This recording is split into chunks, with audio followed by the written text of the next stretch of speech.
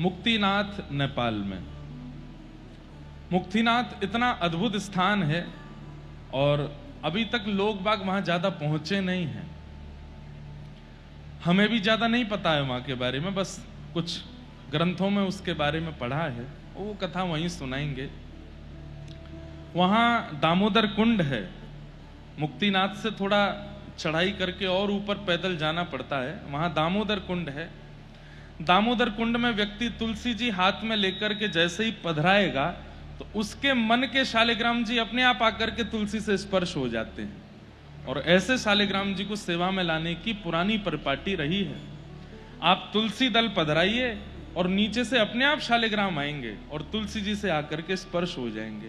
वही आपके तुलसी शालिग्राम है, वही आपके शालिग्राम जी हैं। अभी तो हम शालिग्राम जी दुकानों से खरीदते हैं, अब वो किसके हैं कैसे हैं कोई पता नहीं, लेकिन ऐसा वहां मैंने सुना है कि अपने आप शालिग्राम जी आते हैं और फिर आपके मन के भाव के अनुसार शालिग्राम जी आएंगे और उनकी सेवा आप घर जाके करो। पर सरकार ने अब वहां कुछ, नेपाल सरकार ने नियम भी बना दिए हैं, क्योंकि हिरण्य गर्भ हैं शालिग्राम, अंदर सोना होता है शालिग्राम जी के। तो कई लोभी लोग शालिग्राम जी को उस भाव से ले जाते हैं और फिर भेदन करके स्वर्ण निकाल लेते हैं, ऐसा सुना है। तो इसलिए कुछ नियमों के तहत अब दामोदर कुंड के पास नहीं जाने देते।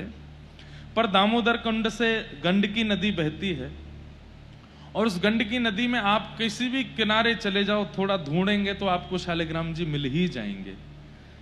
तो शालिग्राम भगवान परिपूर्ण नारायण है।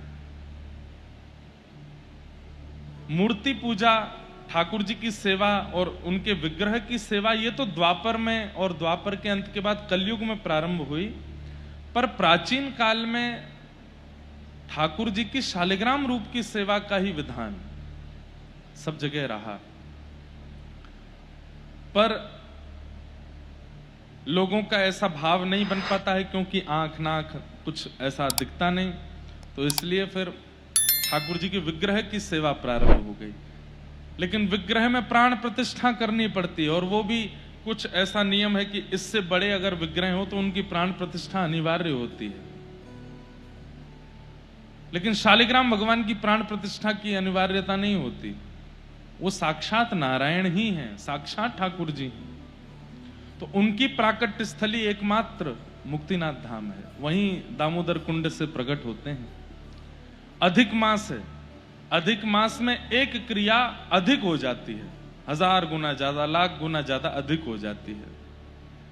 और हमारे श्री वैष्णव परंपरा में 108 दिव्य देश हैं। 108 दिव्य देशों में से 2 दिव्य देश के लिए तो प्राण त्यागने पड़ेंगे, वैकुंठ मुक्ति आदि के लिए। पर 106 दिव्य देशों का दर्शन भारत में होता है। उन 6 दिव्य देशों में से एक दिव्य देश मुक्तिनाथ है। दूसरा अष्टभू वैकुंठ, पृथ्वी के 8 वैकुंठ बताए गए हैं, उनमें से उत्तर भारत का एक वैकुंठ मुक्तिनाथ है। तो वहां कथा है। यहां से वैसे हमको पहले लंदन जाना था, यहां 12 को कथा करने के, पूरी 13 से लंदन में कथा थी, लेकिन जिनके यहां कथा होनी थी उनके यहां कुछ अशुभ समाचार हुआ, इसलिए अब वहां नहीं जा रहे हैं। तो बीच का समय कुछ कुछ संतों के दर्शन के लिए है और फिर सीधे 21 तारीख से मुक्तिनाथ में कथा है। वहां इंटरनेट है कि नहीं पता नहीं, पहाड़ी है, बद्रीनाथ से 2000 फीट ऊंचाई पर है और केदारनाथ से लगभग 1000 फीट ऊंचाई पर है। थोड़ी ऊंचाई ज्यादा है, पर हमारे कुछ प्रेमी भक्तजन होके आए हैं, वो लोग बोले महाराज जी ऐसी कोई दिक्कत नहीं, एक तो मुंबई के ही हैं, वो होके आए, उन्होंने बताया कि सब ठीक है, ऐसी कोई दिक्कत नहीं है, लेकिन 7 दिन रहना है। तो नेपाल गवर्नमेंट का ऐसा कहना है कि जो भी लोग आवे वो 1 दिन पहले पोखरा में जरूर रुकें, क्योंकि नेपाल अधिकतर पहाड़ पर ही है, ऊंचाई पर ही है। तो वहां थोड़ा अपने आप को ढाल लें, उसके बाद मुक्तिनाथ 20 तारीख को पहुंच जाएं। हमारे साथ सीमित लोग ही जा रहे हैं, 150 लोगों से ज्यादा हमने अनुमति, मतलब नेपाल के लोकल लोग बहुत आ रहे हैं, पर हमने 150 से ज्यादा लोगों की व्यवस्था वहां रखी नहीं है। उसके ऊपर जो आ रहे हैं वो अपनी व्यवस्था से रुक रहे हैं। तो इस प्रकार से वहां जाना हो रहा है, वहां जाएंगे। ऐसा सुनने में भी आया है कि वहां जो ठाकुर जी विराजमान हैं उनमें भी कई विवाद है। बुद्ध धर्म विलंबी मानव का उनका ऐसा मानना है कि वो बुद्ध हैं, पर वैष्णवों का ऐसा मानना है कि वो नारायण है। और ये पुराना ऐसा रहा ही है। बद्रीनाथ में भी किसी समय पर ये था, क्योंकि ध्यान मुद्रा में जहां भी स्वरूप है तो वहां ऐसा उनका मानना होता है कि ये बुद्ध ही है। पर फिर हमारे आचार्य उसको किसी ना किसी प्रकार से सिद्ध करते हैं कि नहीं, वो नारायण है। तो ऐसा अभी भी वहां थोड़ा बहुत है, लेकिन हमको तो बस ठाकुर जी का और धाम का दर्शन करना है, वहां कथा सुनानी है। अपने जीवन की पहली कथा करने जा रहे हैं वहां पर। तो आप सब लोग जो पहुंचने की सामर्थ्य रखते हो वो पहुंच जाना।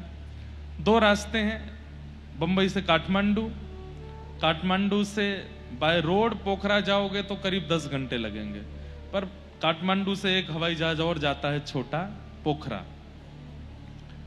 पोखरा पहुंच करके फिर वहां से बाय रोड करीब 5-6 घंटे लगेंगे, आप मुक्तिनाथ पहुंच जाओगे। दूसरा रास्ता बाय रोड का है, यहां से लखनऊ जाओ, लखनऊ से बाय रोड नेपाल बॉर्डर में प्रवेश करो और फिर लगभग वो 24 घंटे आनंद करते हुए, खाते पीते नाचते गाते हुए मुक्तिनाथ पहुंच जाओ। पर थोड़ा सा कठिन तो है, लेकिन हम लोगों को कठिन करने में ही आनंद आता है।